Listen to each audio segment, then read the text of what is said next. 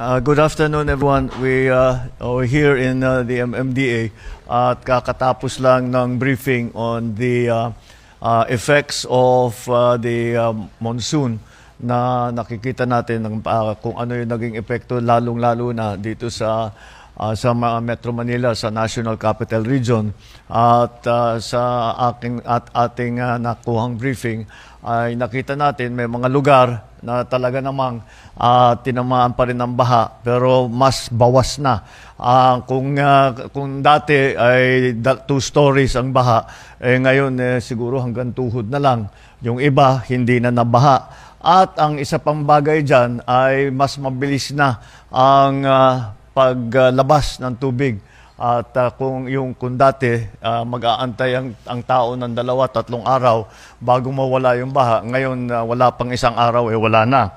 At sa loob ng 5 oras, 201 millimeters. Ito ay katumbas ng 44% na bumagsak itong tubig ito in 5 hours. This is 44% of the water, the rain that fell during Typhoon Ondoy over a period of 24 hours. So 1/2 of the water volume that fell for 24 hours in Typhoon Ondoy, this time within 5 hours, 44% of that. So it was 201 millimeters that fell in 5 hours, and that is yan ang ating ngayon na hinaharap dahil nga sa climate change, dahil yung Ondoy was special, was unusual. Now this is a little bit becoming a little bit like the new normal. Makita natin na maganda naman ang naging epekto, patuloy yung ating dredging, yung ating mga pininspeksyon, yung pinalaki natin ng mga drainage systems, naglagay tayo ng malalaking tubo.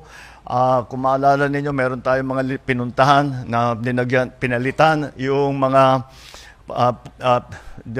after World War II pa yung mga drainage na ginawa. Ay pinaltan natin yung maliliit na concrete na tubo, ay pinaltan na natin yung mga na mas malaki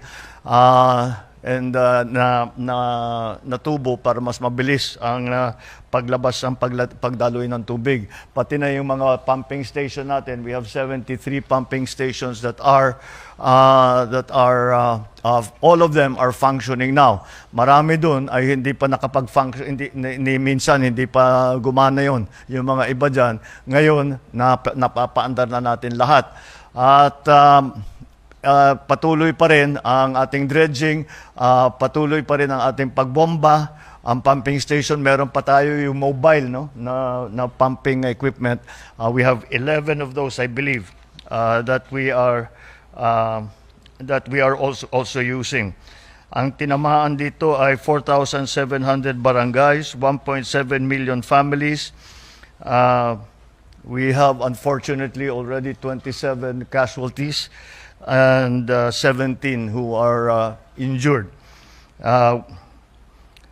So you can see that the effects of the monsoon has been widespread and severe in terms of its effect.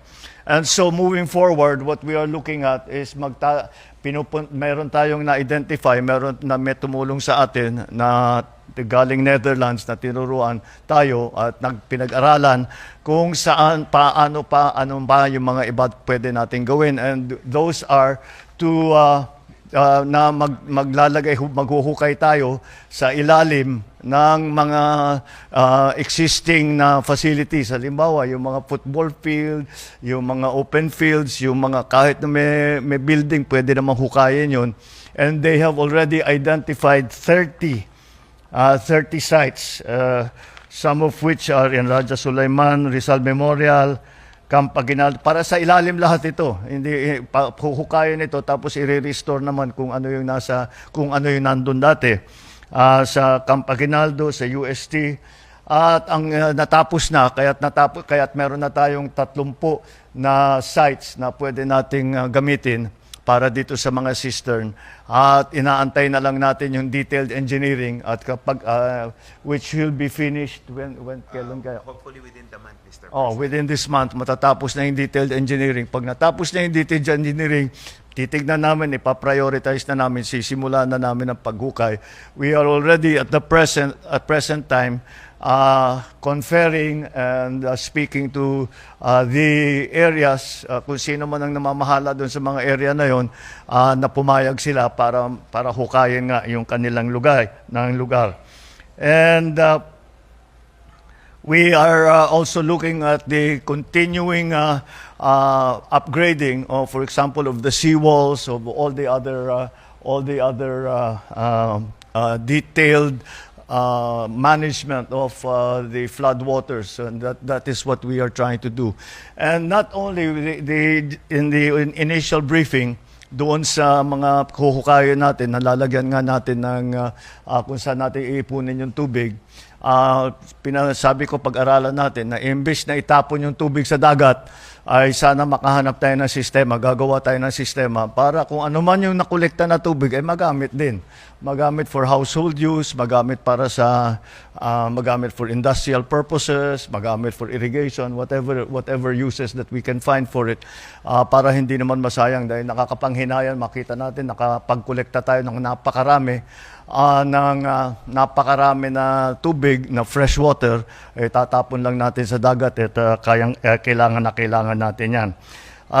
There is an interesting statistic here that the 201.7 millimeters na bumagsak na tubig na ulan ay katumbas ng halos 50,000 na Olympic-sized na swimming pool. Kaya you can just para to be able to conceive or to be able to have an image for yourselves kung gaano karami yan. It is 50,000, the equivalent of 50,000 50-meter swimming pools that yung nakikita natin sa Rizal Memorial at sa mga ibang lugar.